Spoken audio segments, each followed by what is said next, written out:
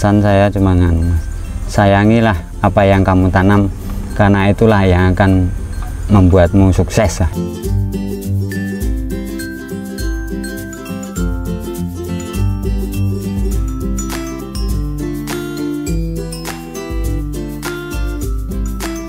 Assalamualaikum warahmatullahi wabarakatuh. Sahabat petani semua, pada kesempatan kali ini kita akan membahas budidaya mengenai tanaman oyong. Hal yang sangat menarik dari lahan ini adalah ini merupakan salah satu tanaman oyong yang terbaik menurut saya atau versi saya yang pernah saya lihat. Ingin tahu kondisinya seperti apa? Saksikan video ini sampai selesai.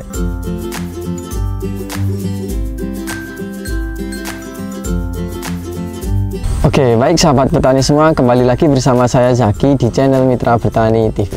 Seperti yang telah saya jelaskan di awal tadi, pada kesempatan kali ini kita akan belajar hal baru, yaitu mengenai tanaman oyong atau gambas. Ini merupakan salah satu komoditas yang belum pernah saya bahas di video saya. Kemudian hal yang sangat menarik dari kondisi lahan ini, bisa teman-teman lihat ya sebelum kita masuk sesi wawancaranya. Saya ini berdiri atau berada di bawah tanaman oyong yang kalau dari atas itu sampai tidak terlihat mulsanya atau tanahnya. Jadi karena saking rimbunnya. Kemudian dari segi kelebatan buah, bisa teman-teman lihat buahnya sangat lebat. Kemudian yang sangat menarik lagi, ini adalah jenis tanaman sulur yang biasanya itu sangat mudah atau rentan terkena serangan jamur atau bakteri. Dan alhamdulillah sampai sejauh ini serangannya masih sangat minim. Kemudian hal yang menarik lagi, ya bisa teman-teman lihat pada bagian tanah, ini ada beberapa pupuk berwarna biru, kemudian merah jingga, kemudian putih, kemudian di bagian bawah ada air yang mengalir. Kira-kira manfaatnya untuk apa dan khasiatnya untuk apa? Tanpa lama-lama kita akan langsung masuk pada sesi wawancaranya. Oke sahabat petani semua, di depan saya sudah ada sang pemilik lahannya langsung. Monggo Pak, mungkin bisa langsung memperkenalkan diri. Nama saya Pak Maulana, alamat Kedunging Dukun, Magelang. Sebelumnya mohon maaf Pak, ini mengganggu waktunya karena saya sekilas melihat mungkin ini salah satu tanaman oyong terbaik yang pernah saya lihat di umur saya sampai sejauh ini gitu ya.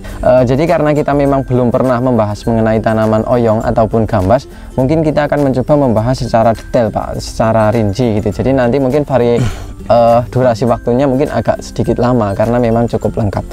Yang pertama Pak, ini untuk varietas apa ini Pak? Ini Anggun Tavi. Anggun Tavi. Kemudian kalau untuk jarak tanam sendiri ini berapa? Ini jarak tanam 40 kali 45 Mas. Oh, 40 ke depan, 45 ke samping gitu ya. Lubang tanam diisi oleh satu tanaman. Satu tanaman. Oke, kemudian ini tidak ditumpang sari ya Pak ya? Enggak Mas. Cuman gambas. Gambas saja gitu ya Pak ya. Kalau boleh tahu untuk gambas sendiri ini biasanya bisa dipanen umur berapa Pak ini? Mulai umur 35 hari Mas. 35 hari sudah siap panen. Kalau sekarang kalau boleh tahu ini sudah petikan keberapa ini Pak? Ke-6 Mas. Ke-6 ya. Dengan interval pemetikan 2 hari sekali. 2 hari sekali. Sekarang udah ke-6 gitu. Jadi alhamdulillah itu ya Pak ya. Jadi ya, Oke Pak, kalau untuk kalau tadi kan sudah dikatakan petikan ke-6 kali gitu ya Pak ya. Ini kalau kemarin petikan yang kemarin dapat berapa ini Pak?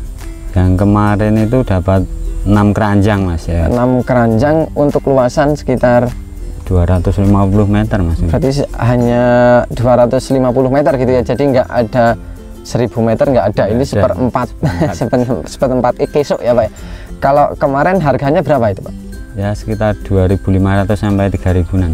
Itu untuk harga segitu untuk tanaman gambas itu kategorinya gimana? Kategori untuk harga sekian itu sudah standar harga Mas. Standar berarti masih dapat untung gitu. Oke, jadi lumayan, lumayan. Jadi ini mungkin bisa jadi salah satu alternatif komoditas gitu ya, karena dikabarkan sekarang harga tanaman sulur banyak yang turun. Contohnya adalah timun yang sekarang mungkin sedang berduka atau sedang turun, tapi kalau gambas di angka yang masih standar gitu ya, masih standar, masih dapat untung. Kalau melihat ini tanaman sulur kemudian tidak ditumpang sarikan gitu ya Pak. Kalau boleh tahu untuk dasaran sendiri ini sebelum ditanam diberi apa saja Pak? Untuk dasaran saya cuma pakai pupuk kandang yang pupuk pertama. Kandang. Yang kedua SP36, Ponska, sama dolomit. Sama dolomit. Kalau boleh tahu untuk takarannya Pak?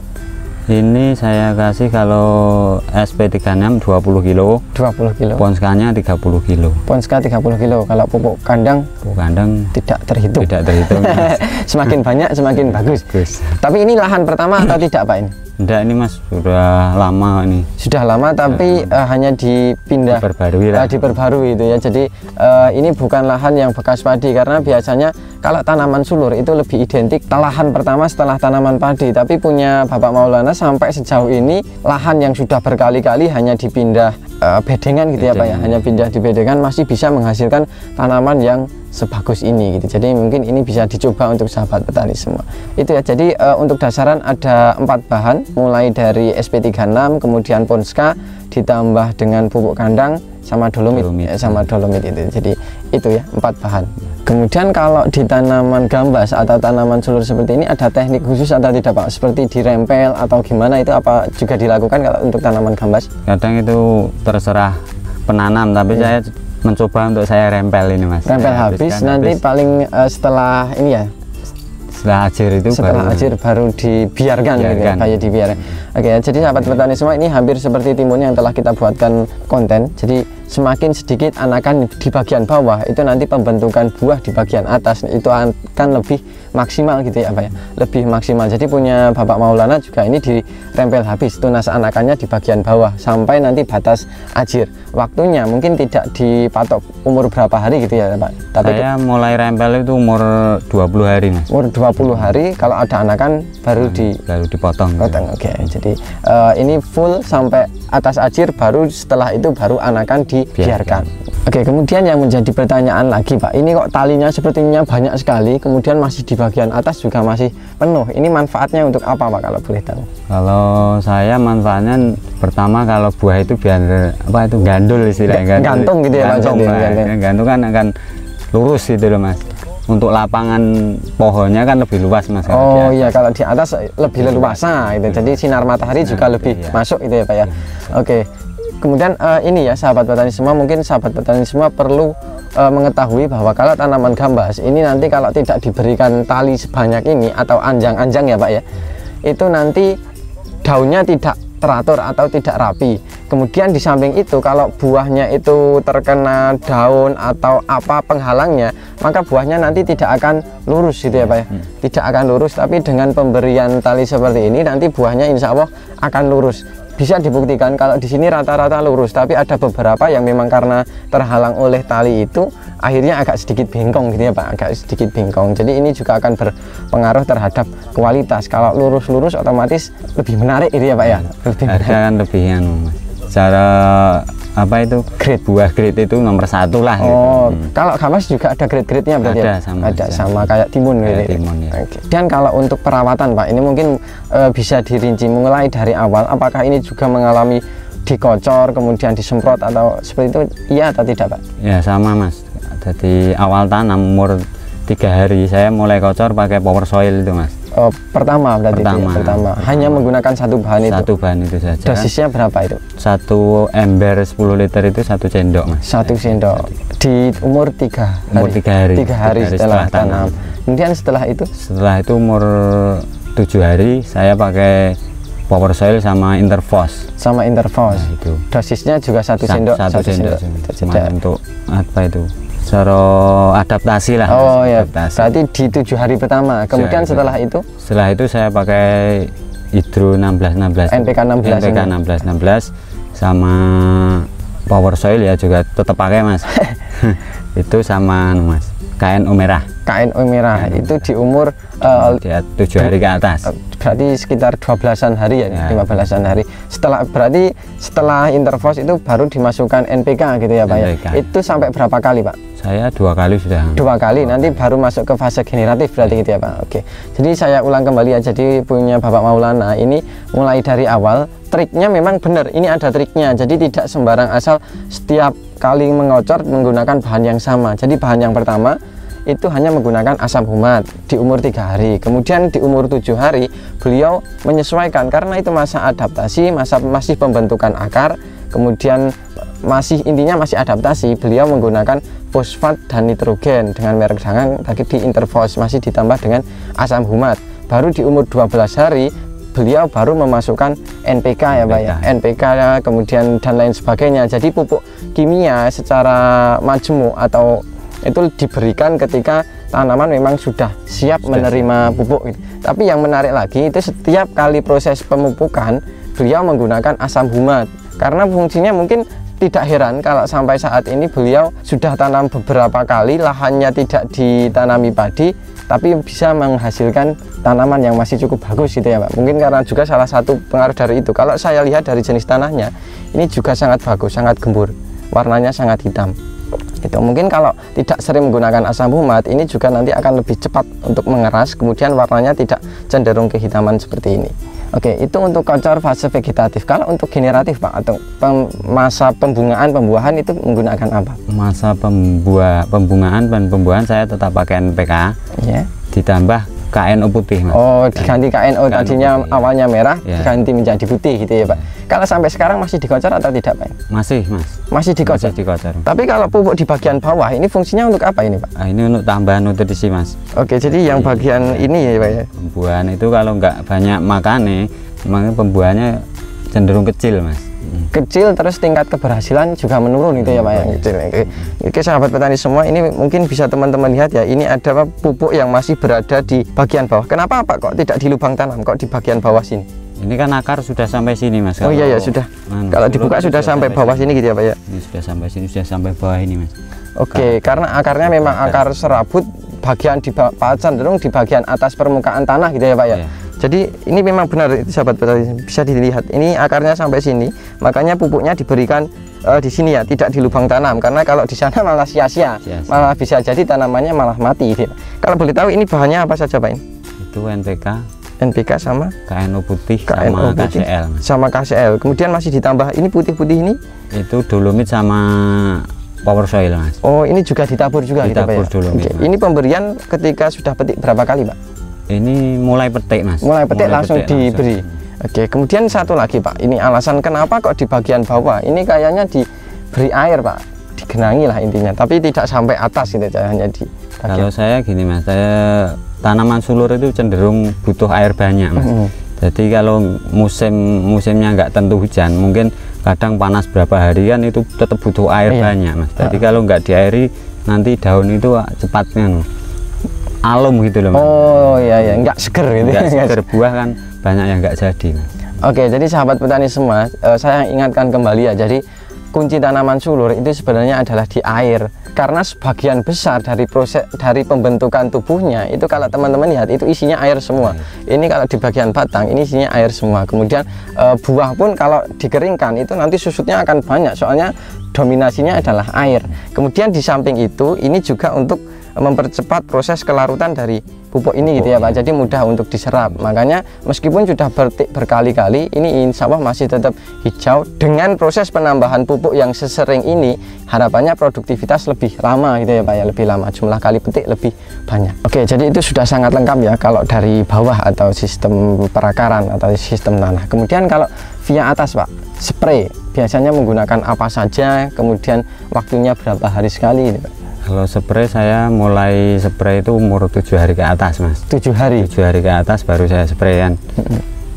Fungisida sama insektisida sama nutrisi Mas. Sama nutrisi digabung. Kalau boleh tahu Pak, itu funginya menggunakan apa, inseknya apa? Fungisida saya pakai antrakol, mangkoset, sama Mas, apa itu yang merah itu loh Mas, Bisromil atau oh ya, yang sistemik gitu ya. Oke, jadi dikombinasikan antara kontak dan sistemik.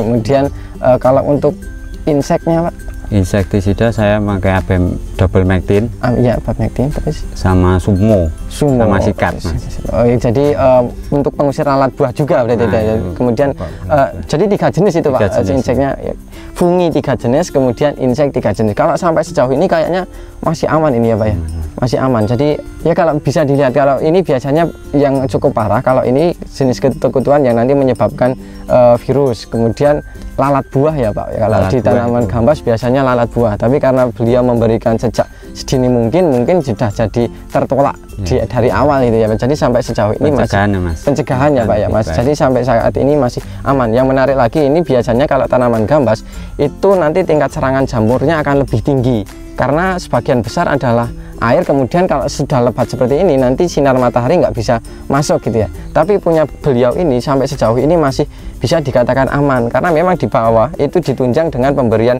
asam humat, kemudian dolomit ini secara terus menerus, ini ada susulan, makanya daunnya pun juga masih terjaga. Kemudian kalau yang terakhir Pak, ini nutrisi Pak, tadi kan ada insek, fungi, nutrisi. Nutrisinya menggunakan apa ini? Nutrisi saya pakai Vigorin, Vitaron, sama L-Top perangsang tumbuh itu. Oke, itu di semua fase atau di pertumbuhan atau gimana Pak? Kalau itu saya dari awal tumbuh Mas. Dari awal tumbuh sampai saat ini? Sampai saat ini masih Pak. Jadi punya beliau ini menggunakan 3 bahan ya. Yang pertama adalah Vigorin. Vigorin ini setelah usahanya adalah pupuk organik cair yang dilengkapi oleh enzim metabolit. Jadi manfaatnya ini sangat banyak ya untuk enzim Vigorin ini. Kalau setahu saya untuk tanaman sulur itu akan lebih reaktif atau lebih nampak jelas terlihat bedanya gitu ya Pak.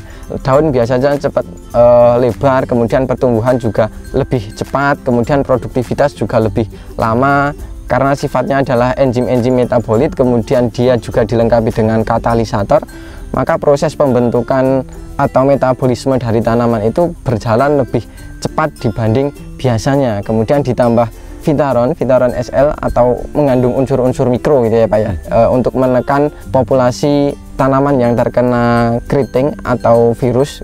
Kemudian masih ditambah L-Top. Kenapa menggunakan Gibberellin sitokin ini ya Pak, kalau L-Top itu perangsang gitu? Kenapa masih menggunakan perangsang Pak? Setiap sulur itu yang dibutuhkan kan Mas, pertumbuhan cepat. Iya. Jadi kalau nggak ada perangsangnya akan lebih lama nanti pertumbuhannya. Oke, jadi untuk merangsang tunas itu supaya tumbuhnya itu lebih cepat gitu ya Pak, lebih cepat, lebih maksimal, kemudian daya serap terhadap nutrisi juga lebih tinggi gitu ya Pak. Jadi memang bisa dibuktikan kalau punya beliau, kalau saya lihat ini pertumbuhannya memang sangat cepat ya Pak ya. Di bagian atas ini penuh sampai nggak terlihat, kalau di bawah ada mulsanya. Mungkin itu ya, jadi kombinasi antara 3 bahan. Kemudian kalau untuk nutrisi di fase generatif ada tambahan atau tidak Pak? Untuk fase pembungaan saya pakai Mas, MKP Mas. MKP, jadi mulai berbunga itu sudah saya pakai MKP, itu dicampur sama Mas, sama fungisida yang sistemik, itu lebih bagus Mas. Lebih maksimal gitu ya, cara kerjanya lebih maksimal. Oke, jadi lebih maksimal. Oke, jadi beliau menggunakan MKP atau monokalium fosfat ketika untuk menyepray gitu ya, untuk memenuhi fase generatif atau pembentukan bunga dan buah. Kemudian triknya adalah dikombinasikan dengan fungisida sistemik, karena memang kalau di labelnya itu kalau tidak salah akan mempercepat ini ya Pak ya, reaksinya gitu. Jadi efektivitas cara kerjanya itu akan lebih meningkat gitu. Oke Pak, ini sudah cukup lengkap sebenarnya, tapi saya perlu tambahan atau ilmu satu lagi ini Pak. Kalau saya lihat di bagian bawah daun ini ada yang masih hijau-hijau, tapi ada sebagian yang berwarna itu seperti kekuningan atau pudar, tapi tidak, kalau saya lihat itu bukan dari jamur. Itu apa Pak kalau boleh tahu? Nah, kalau saya itu cuman analisa saya itu cuman kekurangan sinar matahari Mas. Sama jadi, mungkin daun tua juga itu. Daun tua kurang sinar matahari kan cepat kuning itu. Oke, apa ini juga nanti akan dirempel Pak bagian bawah ini daunnya? Bagian bawah nanti saya rempel Mas. Oke, jadi untuk mengurangi nutrisi yang bawah kan sudah tidak terpakai. Iya. Jadi untuk mempercepat yang pertumbuhan atas ini. Oke, jadi ternyata memang ada ilmunya ya sahabat petani semua. Jadi tadi ketika mungkin kita opening atau nanti teman-teman melihat di bagian bawah daunnya sudah mulai berwarna kekuningan, itu bukan indikasi kekurangan nutrisi, tapi kalau menurut beliau memang itu karena daun tua, kemudian sinar matahari juga sudah tidak bisa masuk ke bagian bawah atau bagian dalam, makanya menguning gitu. Jadi itu pun juga nanti sebentar lagi akan dirempel atau dipangkas gitu ya Pak, karena dirasa sudah tidak produktif lagi. Jadi sistem yang bekerja itu adalah daun-daun di bagian atas, kemudian nutrisi biar bisa lebih maksimal penyerapan ke bagian atas, fungsinya adalah pembentukan buah juga nanti akan lebih maksimal gitu ya Pak. Oke, mungkin itu cukup lengkap ya, mulai dari awal sampai akhir. Sebelum kita akhiri video ini Pak, mungkin ada pesan dan kesan yang ingin disampaikan oleh untuk sahabat petani semua itu Pak? Pesan saya cuma Mas, sayangilah apa yang kamu tanam, karena itulah yang akan membuatmu sukses. Oke, jadi intinya cinta dulu ya, cinta dengan apa yang kita tanam, karena ketika cinta itu sudah ada, insya Allah tanaman pun akan berbalas budi gitu ya Pak. Jadi kunci kesuksesan adalah mencintai apa yang kita tanam. Oke sahabat petani semua, mungkin sudah sangat banyak yang kita bahas. Saya akan mencoba menyimpulkan. Jadi yang pertama, ini adalah lahan yang sudah berkali-kali, tapi dengan penggunaan asam humat ini akan menambah atau mengurai residu-residu atau efek dari pupuk kimia yang digunakan. Makanya ini masih bisa tetap berproduksi secara maksimal. Kemudian untuk dasaran sendiri, beliau menggunakan 4 bahan, yaitu SP36, kemudian Ponska, ditambah dengan pupuk kandang ya Pak ya. Kemudian masih ditambah dengan dolomit. Fungsinya adalah untuk mencukupi kebutuhan tanaman dan menjaga tanah itu supaya dalam kondisi baik. Karena kunci dari tanaman sulur itu yang pertama adalah air, kemudian yang kedua adalah bahan organik, yang ketiga adalah sifat tanahnya itu yang cenderung bagus gitu. Jadi gembur, tidak terlalu keras dan tidak terlalu kering gitu secara struktur. Kemudian untuk perawatan ini hampir sama seperti tanaman timun, yaitu perlakuannya dengan dipangkas habis di bagian bawah sampai nanti ujung ajir. Kemudian tali-tali ini sifatnya adalah untuk merambatkan, bagian atas itu dipenuhi supaya nanti buahnya bisa menggantung, tidak tertahan di bagian atas. Nanti harapannya buah yang terbentuk akhirnya lurus. Kalau lurus nanti daya beli atau grade-nya masuk ke dalam grade yang terbaik. Kemudian untuk pengocoran beliau sesuaikan mulai dari fase pertama adaptasi, kemudian pertumbuhan, kemudian pembuahan, itu disesuaikan fasenya. Kemudian untuk menunjang bagian atas beliau kombinasikan antara pupuk organik, kemudian unsur hara mikro, masih ditambah dengan ZPT atau perangsang gitu. Jadi benar-benar disesuaikan. Kemudian sampai terakhir ketika tanaman sudah bagian bawah daunnya sudah tidak produktif lagi, maka akan dipangkas untuk memaksimalkan proses penyaluran unsur hara dari akar sampai di buah. Mungkin itu Pak yang bisa saya simpulkan, dan terima kasih untuk ilmu yang menurut saya ini sangat bermanfaat. Dan semoga apa yang tadi kita diskusikan, apa yang Bapak sampaikan bisa menjadi manfaat untuk saya pribadi dan untuk sahabat petani semua yang menonton video ini. Semoga video ini bermanfaat, dan apabila video ini bermanfaat jangan lupa klik like, comment, share, dan jangan lupa subscribe untuk tidak ketinggalan info-info terbaru dari kami. Terima kasih dari saya Zaki, salam mitra bertani Indonesia. Wassalamualaikum warahmatullahi wabarakatuh. Dan sampai jumpa di video kami selanjutnya.